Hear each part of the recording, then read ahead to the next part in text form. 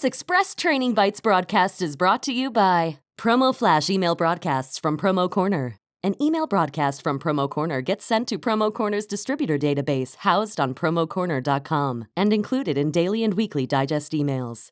Flyers are customizable and end-user safe versions can be easily forwarded to clients or posted to your social media accounts. Track your results with real-time analytics. Contact sales at PromoCorner.com today to get started. You guys, we have an amazing show here today. We've already had an amazing show on the show floor at PPAI Las Vegas, and we talked about kind of prepping for your show and how to do the show the right way. And today we're going to be talking to Ryan Cady, and we're going to be talking about the follow-up. So Ryan, while I get all of this set up so that our people can actually communicate with us on Facebook and all that, why don't you tell the people who you are, what you do, how long you've been in the industry, all this stuff about you. We'll do it. Thank you for having me on. Excited to be here. My name is Ryan. The last name is Cady, very close to Cady. You know, it's okay because everyone in my office calls me Cady. The CEO called me Cady from day one, and now everybody's converted it to Cady. And so literally I'm Cady and I'm good with it. So, but it is pronounced Cady. Thanks, man. I'm sorry about that. No problem. So I'm with Imprint Engine out of Minnesota. Been in the industry for 11 years now. Newly with Imprint Engine, was within a self-distributorship with my brother for the first 10 and a half years. And then 6 months ago, roughly switched over to Imprint Engine. They're an amazing company up here, really focused on enterprise style, accounts. And I'm a senior account manager up here. So that is swag awesome. is life. I love it, dude. One of my favorite things is we were texting pre-show, like trying to get this all set up, and I was like, is there anything that you're passionate about? And what was your response? I said, well, I'm passionate about life, but so if we want to talk about all things life and being passionate, and this is YOLO and this is the only life, and at some point we're all going to die, so get the most out of it. Let's go. Let's go. I love it. That is awesome. All right, man. Well, let's dive into this. So our topic today is trade show follow-up, right? So you said you've been in the industry for 11 years. How many trade shows have you been to? Not just expos, but like anything you can think of that was a trade show. Yeah, that's a crazy question to think of. I was with one of the guys, Dan Webb, that's part of Imprint Engine. And when we were out there, we were talking about this. And we started talking about how and he was longer than me, but the number of months that we've lived in Vegas at trade shows. And literally when you start putting it together, like I've lived, it was like 3.5 months or 4 months that I've lived at, a trade show in Vegas. Outside of those, I don't know, there's 5-6 a year. So that's probably roughly 75 trade shows in the last different that, from regional ones like UMAP up here to PPAI, ASI, all the different ones. So yeah, it's crazy when you start thinking about the amount of time and hours you spend at a trade show. Well, and the reason I wanted to bring that up is because I think I actually heard you and Dan talking about that. And that's what made me think about this, was how much time distributors do spend at trade shows for their customers and with their suppliers. And so, it's one of those things where we really want to make sure that we're taking all the right steps to make that 3 months of our life that we've spent on a trade show floor worth it. So we joked a little bit about follow-up with trade shows, because the first step of follow-up is actually something that you don't do after the show. It's what you do before. So talk a little bit about your kind of rule for follow-up and how preparation is key. Yeah. So when we first started having this conversation, the first note I wrote down on the topic was that if you didn't plan before you go to the trade show, then you're already behind the game on that. So planning before you go is huge. And for our team, before we went out, gave them, specific instructions of what to plan, set them all up for us on the Sage, exhibitor app, so they could, see all the, different booths, create your walk pass, figure out, where you were, going to go. And then the biggest thing is for us and our team when we got there was when we got there, making sure we told them to stick with that plan. Of course, you're going to see other things and you can go off and do that, but make sure you stick to your plan or else you will run out of time. So planning before you go, who you want to see, what your goals are number one before any trade show, supplier, exhibitor, anything. That is awesome. I mean, if you don't plan, you're not going to succeed. So if you just go to the show, I went to the show, and then you're like, well, I've got all these business cards. I've got all these, you don't know what to do next. And so now you've wasted all of that time you've just spent on the trade show floor. That's no, you don't want to do that. I read a stat a couple of years ago. It's a stat, right? But it was something like 70% of business owners have no formal plan when attending a trade show, of any of that. So, I mean, and most marketing dollars, I mean, look at the money spent from an exhibitor, more than, us as, distributors, the amount of money that's spent there. So, I mean, it's wasted if you don't have a plan. Wow. That is crazy. 70%, that's way too big. Yeah. Nobody go Google that because I just made that up. But no, I mean, whatever number it is, anything that's over, anything over 10% is too big, right? Yeah. Like, that's horrible. All right. So when you're prepping for the show, are your customers excited for 2022? And so does that kind of help you prepare for a trade show, kind of have some ideas, kind of have some events that you already know are coming up? What does 2022 kind of look like for you guys? Yeah, for sure. 2022 is we're extremely excited for it as things are opening up more, in that aspect. But as we started to plan for it, we definitely, as the year winds down, you start to think forward to 2022. And for us, because January is that big trade show, we start to plan what each client's going to need, for the year, and what the new things we need to be, looking for in that aspect. I break down my certain clients, and I knew certain products that I needed to find a new item that was, like this for, 2022, that aspect there. So, but it's 2022 is going to be amazing. And being at the PPAI, show and the energy, that was there, was great. And I can't wait for next year when even more people will, come back to it. And that was one of the questions I wanted to ask was, how was it? And that's what I heard was as a general rule is everybody who was there wanted to be there. It wasn't like there was a bunch of people just going to the trade show because that's what we do every year.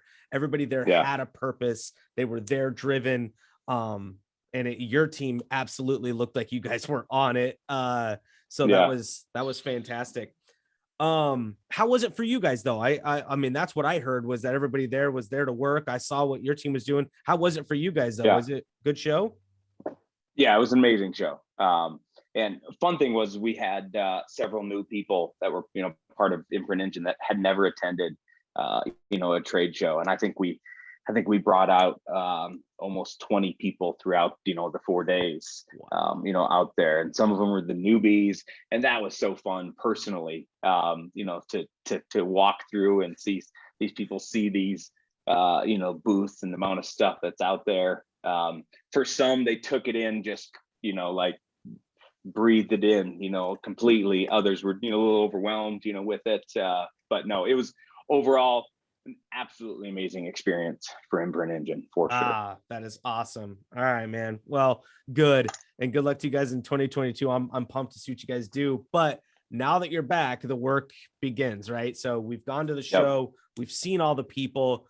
And if you guys are watching, if you were at the show, in the comment section, let us know how your show was for you. Let us know what you saw that maybe piqued your interest or what your game plan was, and did you follow your game plan?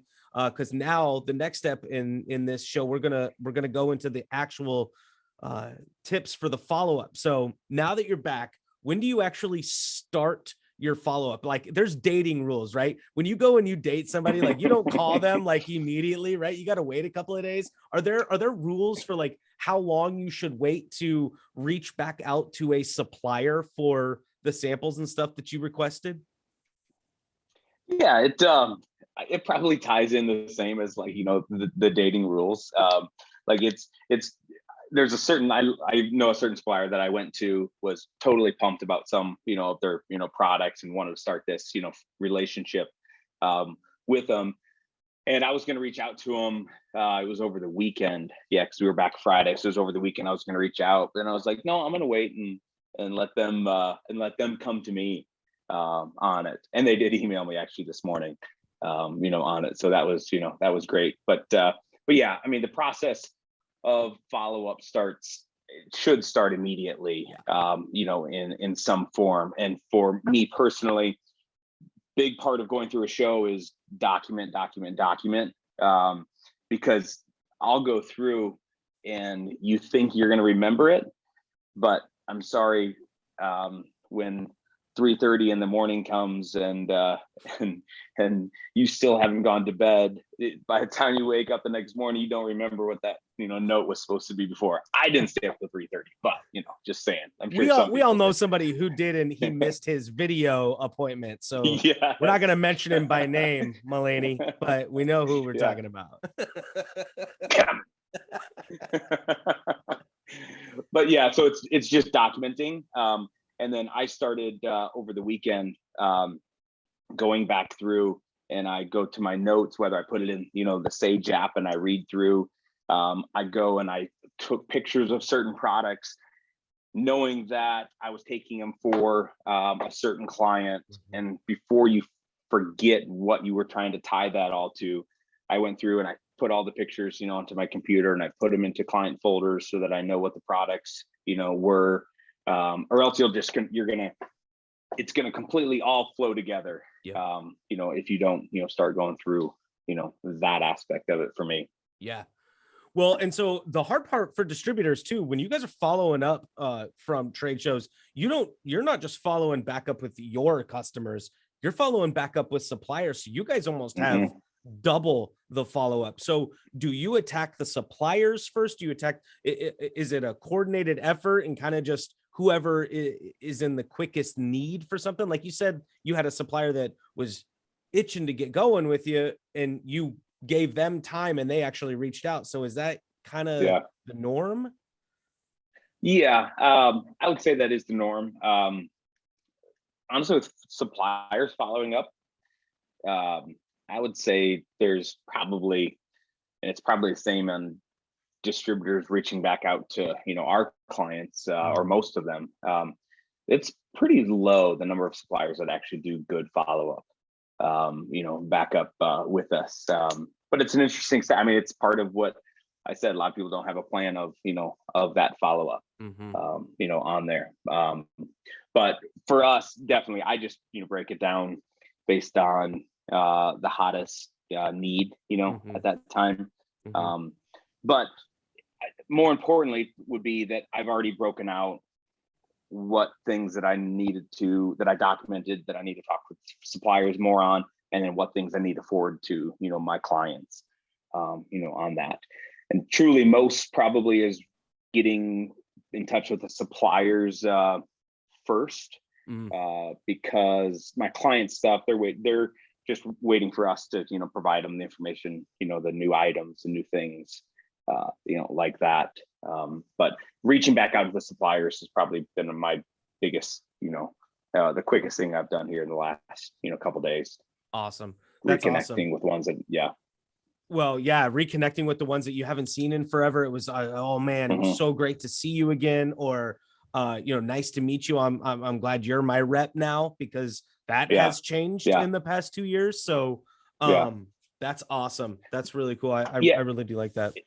If I could add that to that real quick, I mean, truly, like, yes, we're going to these trade shows as a distributor to see new products, find new products, right? But suppliers are pretty good about always sending us what those new products are. So that will continue to come. But this is our one time with a lot of suppliers that you really get to see them, talk to them, and really foster that deeper relationship. So I would probably say the supplier reach out part is actually more important than me even reaching back out to my customers right now. Yeah, I mean, because you're going to reach out to your customers no matter what. That's how you get paid. Correct. So, correct. Yep.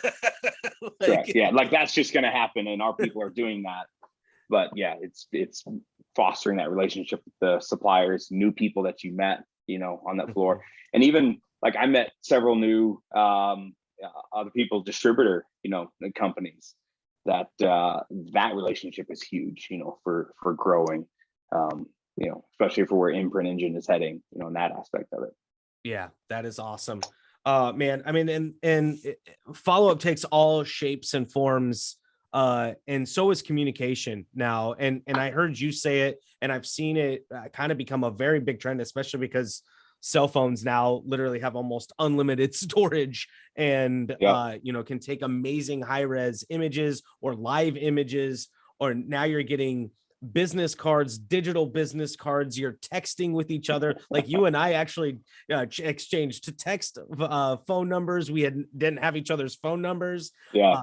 Facebook messages, LinkedIn messages, all that stuff. How do you keep that all organized? You talked about how taking pictures and you put them onto your computer. Do you have an Excel spreadsheet? Do you have a CRM that you use? How do you keep that organized? Yeah, it's a huge task, and it's almost impossible to fully stay organized with all of the outlets that we have and communication tools.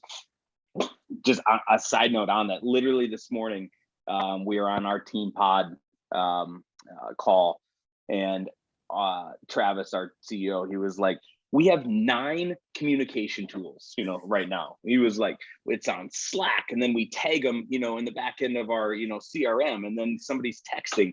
And I was like, I email my assistant, and then I Slack her to make sure that she got my email. And I'm like, that's freaking wrong. Something's off of there, right? Like we do need to figure out some of those things. So it goes, I mean, it's the same with all of it. Even when I was going back to my follow-up, some of the pictures, as I was taking pictures, I'd put them right into like the Sage app, which is great. But now the times I would just take a random picture on there. So you do have to keep yourself, organized. But then for us, it's putting it all into, a CRM. It's each client, you have to, like, we go in, we put our notes in, I tie in, a note. If I had a product, like I took a picture of and I wanted it for a certain client, I pull that up on the supplier's site, and then I put that link directly in, under my comments, on there, or else you just can't keep up with it all. No amount of bang will keep me going to remember all of that. So that's funny. Sorry, shameless plug right there. I love it, dude.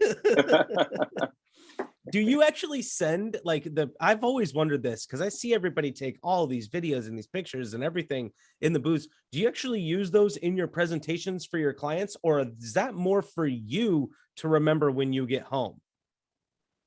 For me to remember when I get home.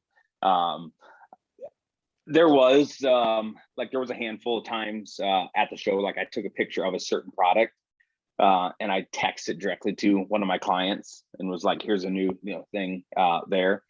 But that's really more for me remembering, what it is. But yeah, like there was one client, I took a picture of an item, texted to her and was like, hey, this is an awesome item that'll fit, this year's projects, in that aspect. Yeah.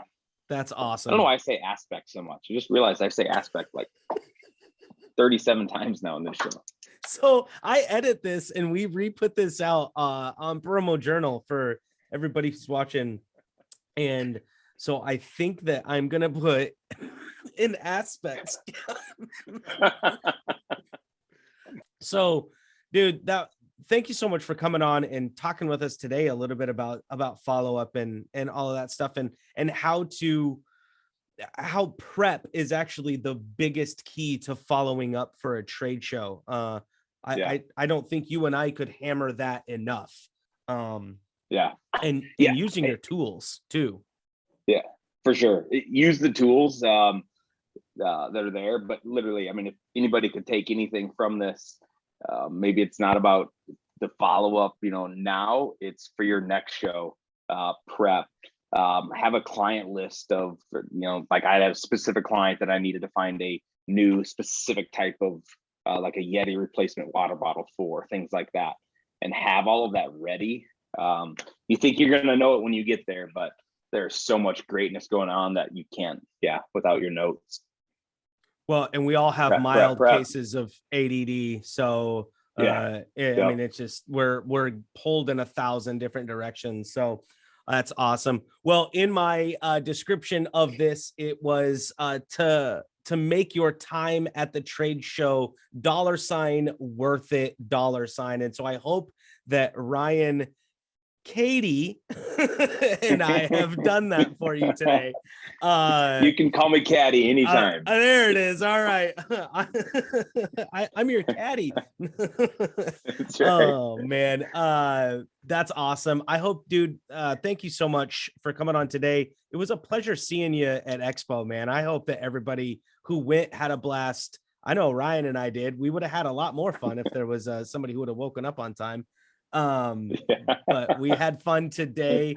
Is there any last little tips, anything else you want to tell people that they should do right after a show, or just make sure that they do after a show to either prep for their next one or to make sure that they get the most out of their show they were just at? Yeah, good point on prepping for the next one. Like, we had a discussion after ours on, even as a team, on the things that we wanted to do differently, things that we think we could have scheduled differently, in that way. But those are also things like, note that down, document that, because you're probably going to forget it by next year and you'll do it again, that way. So, yeah. Always prepping, always following up, always doing that business. You're hustling out there, Ryan, man. And I appreciate you taking time out of your day to join me today, man. Yeah, love it. Anytime. Awesome. You guys, thank you so much for watching Express Training Bites. This is recorded and edited and put up on Promo Journal on the following Thursdays, but this show does air live on the first and third Tuesday of every month. So we will see you, let's see, in February already of 2022. That is crazy. Yeah. All right, guys. Yeah. Talk to you soon. See y'all.